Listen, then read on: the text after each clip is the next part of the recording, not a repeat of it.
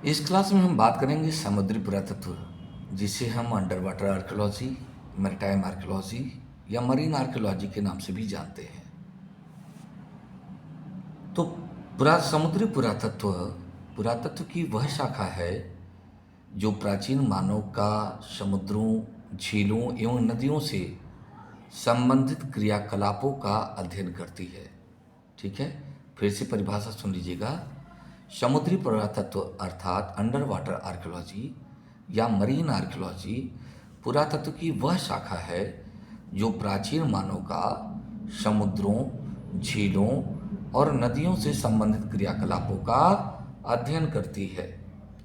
प्राचीन जलयान, समुद्र के किनारे स्थित बंदरगाह एवं अन्य निर्माण, डूबे हुए पुरास्थलों की खोज आदि में यह समुद्री पुरातत्व बहुत ही सहायक होती है।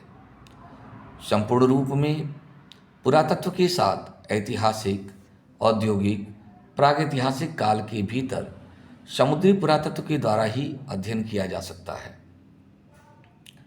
समुद्री पुरातत्व का विकास अगर देखा जाए तो सर्वप्रथम एक संस्था का गठन हुआ जिसका नाम था INA। इसके संस्थापक थे डॉक्टर जॉर्ज बेस, जिन्होंने 1960 के दशक में पानी के अंदर उत्खनन के विज्ञान को काम में लाया था। असल में INA एक गैर लाभकारी समूह है जिसकी स्थापना 1973 में जॉर्ज बेस के द्वारा की जाती है और आज इसके सदस्य पूरे विश्व में फैले हुए हैं और इनमें पेशेवर पुरातत्वविद, छात्र और कई अन्य लोग शामिल हैं। भारत में समुद्री पुरातत्व की स्थापना का श्रेय SR राव महोदय को जाता है और वहीं हाल ही में भारत सरकार के द्वारा गुजरात में भारत का पहला समुद्री संग्रहालय गुजरात के लोथल में स्थापित किया गया है, जो कि एक राष्ट्रीय समुद्री विरासत संग्रहालय है। यह संग्रहालय नवनिर्माण, समुद्री इतिहास के पुनर्निर्माण और व्यापार किए गए सामग्रियों के पुरातत्व के लिए एक स्वतंत्र अनुसंधान केंद्र के रूप में कार्य करेगा। भारत में जलयानों के अध्ययन की शुरुआत 1989 ईस्वी में सुंची रीफ, गोवा में हुई थी। यूनेस्को के अनुसार दुनिया की समुद्र तल पर लगभग 3 मिलियन अनदेखे जहाज पाए गए हैं या हैं। ठीक है, और भारत की बात करें तो भारत के पास तो लगभग 7,516 किलोमीटर लंबी तटरेखा है और करीब 1,197 द्वीप समूह और 1,55,889 वर्ग किलोमीटर का समुद्री क्षेत्र और 2,13,410 वर्ग किलोमीटर का विशिष्ट आर्थिक क्षेत्र है, जो कि अब बढ़ चुका है। तो देश का विस्तृत जल क्षेत्र अंतर्जलीय सांस्कृतिक विरासत में धनी है और अंतर्जलीय पुरातत्व के महत्व का अनुभव 6वीं पंचवर्षीय योजना में प्रारंभ किया गया या माना गया और भारत में अंतर्जलीय पुरातत्व की शुरुआत 1981 में शुरू की गई या मानी गई। देश में तट से दूर अन्वेषण यानी खोज ने इस विषय को पर्याप्त लोकप्रिय बना दिया। 2001 ईस्वी में भारतीय पुरातत्व सर्वेक्षण यानी आर्कोलॉजिकल सर्वे ऑफ इंडिया में अंतर्जलीय पुरातत्व विज्ञान विंग, ठीक है ना, यानी अंडर वाटर आर्कियोलॉजी विंग की स्थापना इस विषय के विकास की दिशा में एक महत्वपूर्ण कदम माना जाता है। अगर देखा जाए तो अंडर वाटर आर्कियोलॉजी के अंतर्गत जो भारत सरकार का जो ये विंग है, इसका मुख्य उद्देश्य ये था कि अंतर्जलीय स्थलों और प्राचीन जो पोत अवशेषों का उनका प्रलेखन किया जाए, रिपोर्टिंग किया जाए। व्यवहारिक पुरातत्वविदों जैसे युवा अनुसंधानकर्ताओं और छात्रों को उसका प्रशिक्षण दिया जाए। विभिन्न पहलुओं पर विचार विमर्श करने और जागरूकता पैदा करने के लिए संगोष्ठी, सेमिनार का आयोजन किया जाए। अंतर्जलीय संस्कृति विरासत की रक्षा की जाए और अंतर्जलीय सांस्कृतिक विरासत के अध्ययन और रक्षा के लिए अन्य सरकारी संगठनों के साथ सहयोग करना। भारतीय नौसेना के सहयोग इसकी एक बड़ी सफलता रही है और सांस्कृतिक विरासत की ओर लक्षित अंतर्जलीय सांस्कृतिक विरासत की रक्षा, ठीक है ना, अंतर्जलीय कार्यकलापों का विधायन, ये सभी UWA की मुख्य चिंता रही है।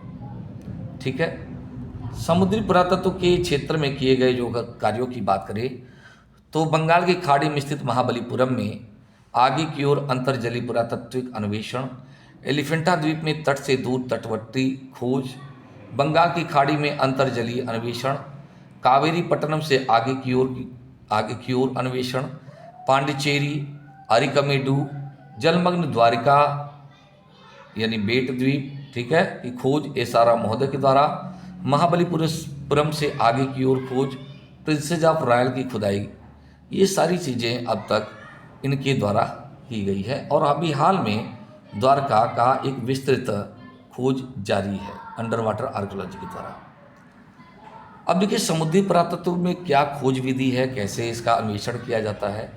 देखिए अंडर वाटर आर्कियोलॉजी में पानी के नीचे पुरातत्व स्थलों की खोज भूमि आधारित स्थलों के अध्ययन से थोड़ी सी अधिक कठिन दिखाई पड़ती है। पानी के नीचे पुरातत्व के लिए विशेष उपकरणों की आवश्यकता होती है। पानी के नीचे खुदाई में भाग लेने वाले लोगों को स्कूबा डाइविंग और पुरातात्विक क्षेत्र की विधियाँ, ठीक है ना, उत्खनन की विधियाँ दोनों में कुशल होना चाहिए। हालांकि अक्सर अधिक चुनौतीपूर्ण पानी के नीचे पुरातत्वविद अपनी साइटों का सावधानीपूर्वक अध्ययन करने के लिए जमीन पर उपयोग किए जाने वाले सामान वैज्ञानिक मानकों का पालन करते हैं या करने चाहिए। अक्सर पानी के नीचे स्थित पुरातात्विक स्थल का अध्ययन करने का पहला चरण सतही सर्वेक्षण होता है, जो स्थल के दिखाई देने वाले भागों का अध्ययन करता है। सतही सर्वेक्षण उतना ही सरल हो सकता है जितना कि पुरातत्वविद स्थल पर गोता लगा करके, ठीक है ना, संरचना, जहाज के मलबे या छोटी कलाकृतियों को देखता है, ठीक है ना। तो ये है सतही सर्वेक्षण। और सर्वेक्षण उतना ही जटिल हो सकता है जितना कि विशिष्ट स्थानों से दिखाई दृश्यमान छोटा कलाकृतियों को सावधानीपूर्वक योजनाबद्ध तरीके से उन्हें हटाना। समुद्री पुरातत्वविद अक्सर इस प्रारंभिक सर्वेक्षण से स्थल की उत्पत्ति और आयु के बारे में एक सुराग तलाशते हैं। पानी के नीचे की साइट की खोज के लिए आमतौर पर खुदाई की आवश्यकता होती है और खुदाई के लिए गोताखोरों और शोधपोत पर सवार चालक दल दोनों की आवश्यकता होती है। यदि किसी साइट की खुदाई की जाती है तो समुद्री पुरातत्वविद सबसे पहले एक ग्रिड बनाते हैं जो साइट के लिए एक ज्यामितीय योजना है, जियोग्राफिकल, ठीक है ना, जिसमें छोटे वर्गों की पंक्तियां हैं और स्तंभ होते हैं। फिर छोटे वर्गों और इकाइयों की खुदाई एक बार में जो गाद होता है, सिर्फ ना छोटी चट्टान, मिट्टी और अन्य खनिज कण और कलाकृतियों की एक परत को हटा करके की जाती है। अब समुद्र तलछट जो रेत या गाद मिट्टी के कण हैं, अब उनके बनावट में थोड़ा बहुत बदलाव जैसी विशेषताएं भी जो दिखाई पड़ती है उनको मानचित्रों पर नोट किया जाता है। अब रिमोट सेंसिंग का उपयोग करके किसी भी साइट के विशेष मानचित्र भी बनाए जा सकते हैं। रिमोट सेंसिंग में दूर से दबी हुई या पानी के नीचे की जगहों को खोजने और उनका मानचित्र बनाने के लिए उपकरणों का प्रयोग शामिल है। सोनार, जो कि साउंड नेविगेशन रेंजिंग का संक्षिप्त रूप है, सोनार, बेथिस्केपल, तो ये सब जो ध्वनि स्पंदन भेजते हैं उनकी प्रतिध्वनि की व्याख्या करके समुद्र की गहराई में प्रवेश किया जाता है और वस्तुओं का पता लगाया जाता है। वैक्यूम होज का उपयोग अक्सर गाद की परतों को हटाने और उन्हें शोध पोत में, ठीक है ना, जहाँ जिस पोत में हम लोग सवार हैं वहाँ वापस ले जाने के लिए किया जाता है।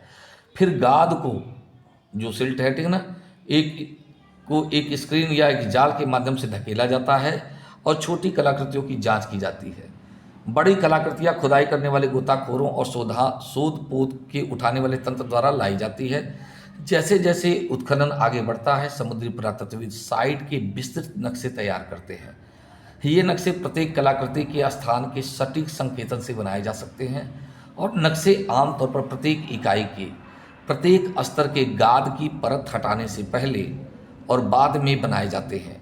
उनमें उस स्तर के भीतर प्रत्येक महत्वपूर्ण कलाकृति के बारे में चित्र और नोट शामिल होते हैं, ठीक है। तो इस प्रकार से हम देखें तो अलग अलग जो रिमोट सेंसिंग तकनीकें हैं जो वे पहचानती हैं, जिस तरह का वो डेटा वे देती हैं, उसमें कुछ भिन्नता भी दिखाई देती है।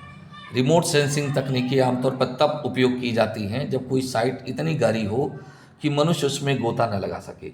अगर साइट के अधिकांश हिस्से पर गाद की एक बड़ी परत हो या अगर पुरातत्वविद किसी साइट के सटीक स्थान या सीमाओं का पता लगाने की कोशिश कर रहे हों तो साइड स्कैन सोनार की प्राकृतिक विशेषताओं और पुरातात्विक स्थलों का पता लगाने के लिए समुद्र तल के 18 मील चौड़े यानी 29 किलोमीटर के हिस्से को देख सकता है। और नाइट विजन की सुविधाओं वाले अंडर वाटर कैमरे अंधेरे पानी में घुस जाते हैं, ठीक है, तो उनके द्वारा भी हम लोग अंदर उसकी छानबीन कर सकते हैं। मैग्नेटोमीटर की बात करें तो एक अन्य रिमोट सेंसिंग डिवाइस है जो जहाज के निर्माण में इस्तेमाल की गई धातु की वस्तुओं जैसे कील, ब्रैकेट, सजावटी लोहे के सामान तथा तोपखाने, ठीक, का पता लगाकर जहाज के मलबे का पता लगाता है।